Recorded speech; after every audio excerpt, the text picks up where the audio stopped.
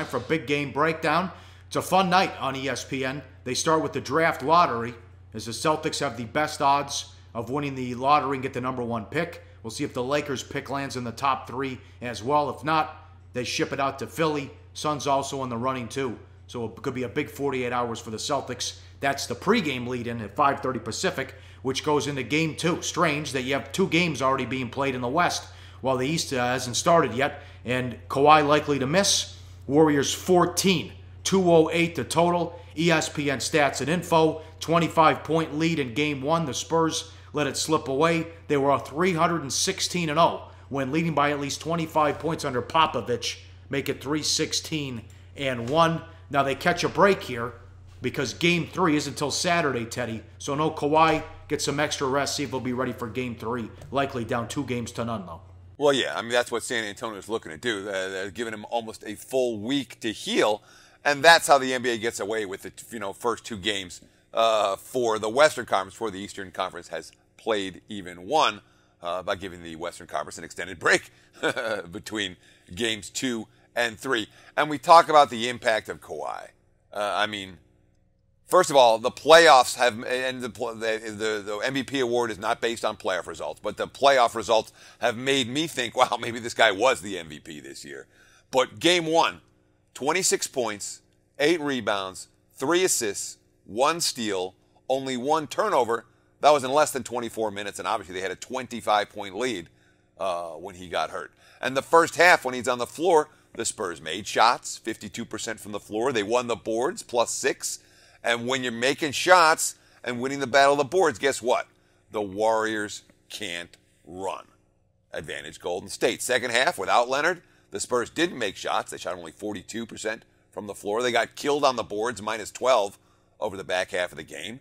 And Golden State got out running. Look at the graphic. So clear. First half, Spurs win the fast break points. Second half, they're -21. Hence the Warriors' enormous run out. And I don't know how that changes for game number 2, because now we're talking about a Spurs team that doesn't have their best defender. And now they have to build some kind of offensive chemistry without Kawhi Leonard or Tony Parker to run the show.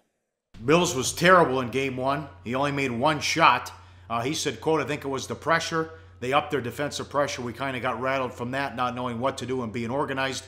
For the majority of the game, we were organized. We were trying to take the air out of the ball, out of the gym. That doesn't make sense. But they upped the aggressiveness defensively and caught us out of rhythm. Now, here's the big issue here. Curry and Durant went off, scored 74 points. The rest of the team, 39 points on 34 shots. Again, why Mike Brown is doing such a poor job. The Warriors have been outscored in the second quarter of the playoffs. The 14-point lead went up to 23 early in the second quarter because for whatever reason he sits Curry and Durant at the same time, which is ridiculous. But that lineup he puts on the floor in the second and the fourth quarter, if Klay Thompson's the only guy who can shoot, he was 2 of 11 in Game 1, and he had a horrible game. So that's something to see if Thompson bounces back as well. But it was just a 2-man show for the Warriors. Their bench stunk in Game 1. Horrible. Nobody did anything. And now Iguodala is questionable with the knee injury. Sure. So, how much of the coaching is still Steve Kerr versus Mike Brown? You see the quote from Kerr, we got to find that balance between pace and discipline, right? So we're a little out of sorts because we're trying to push it, and now we're turning it over a little bit. I thought our defense was actually really good in the first quarter. So get your poise back. Wings, run like crazy. Just settle in on like 3 stops in a row. 3 stops in a row, and the push will come from that. Settle in, we'll be all right. This is what Kerr said at halftime. So, yeah, I mean, Mike Brown is making the substitutions, but Kerr's still talking the talk. But, you talk about the Klay Thompson struggles.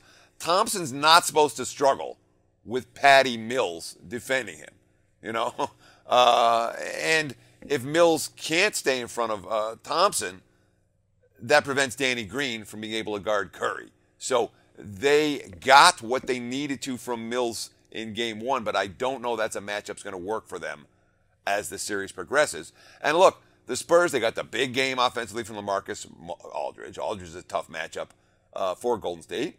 And, he's too tall for Green. He's too strong for Durant. He's too quick for Pachulia.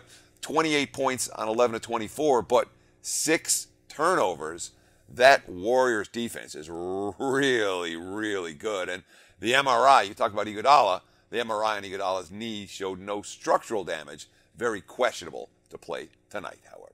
We're looking at 2,500 on the money line. What's the series price now? 3,000, 3,500 higher? Yeah, let me get the current number right now. I'm looking, it says high. Let's say Westgate on the Warriors is minus 5,000, plus 1,500 on San Antonio.